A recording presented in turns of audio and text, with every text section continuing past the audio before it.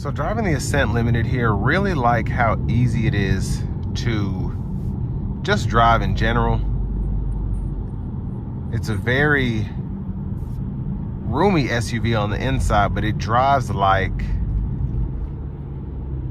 not necessarily like an Outback, but pretty close to how an Outback drives, just how easy it is.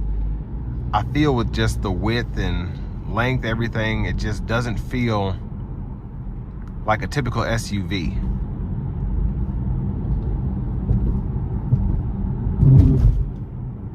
But overall, really good driving feel. I love the steering wheel, just how the steering feels in general, and just knowing that I have the all-wheel drive working for me at all times is really nice. And although the fuel mileage is not the best, I do have a turbo with this 2.4 liter, so it's not like I'm getting okay fuel economy and not enough power. I'm gonna actually test out the manual mode here.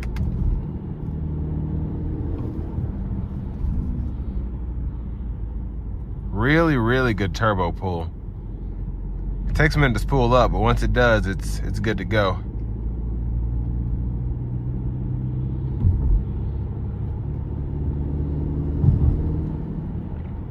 And I like that you get that kind of WRX feel.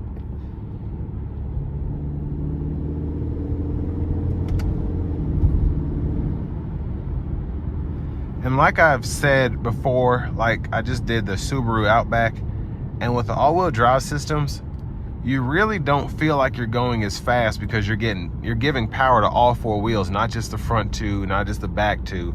So, I mean, this thing feels even faster because I know that we have all-wheel drive and I'm still feeling the turbo pull very well. So let's put our foot down.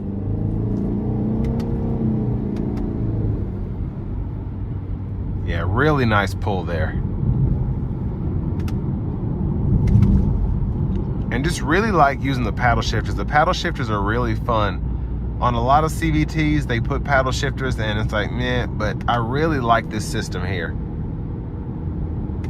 And Nissan's is okay.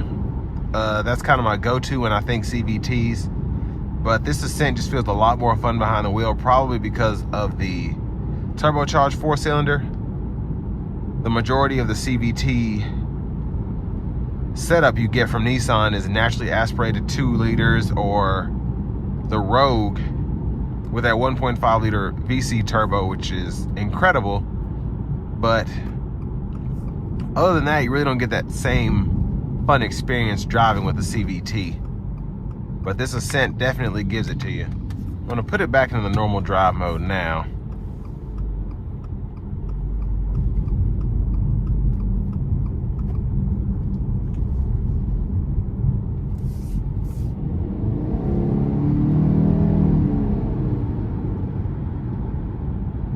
And really quick, once you get in that, the funny thing is when you get into the higher RPM range, the turbo seems to pull better there.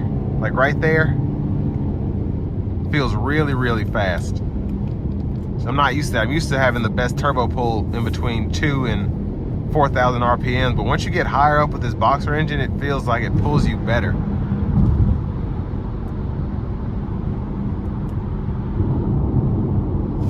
But I have the lane centering on with the adaptive cruise here. Really good system, as I said in the past, reviewing several Subarus. No difference here. And just like how easy it makes it to drive this. And even on this rougher pavement, really nice driving feel coming down the interstate, even with these bigger 20-inch wheels on here, and having the 8.6, 8.7 inches of ground clearance.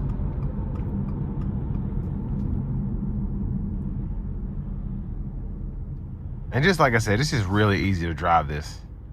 Now, direct competitors for this Subaru Ascent, of course, are going to be your larger 3-row vehicles, I should say mid-size 3-row vehicles, the Explorer, the Traverse,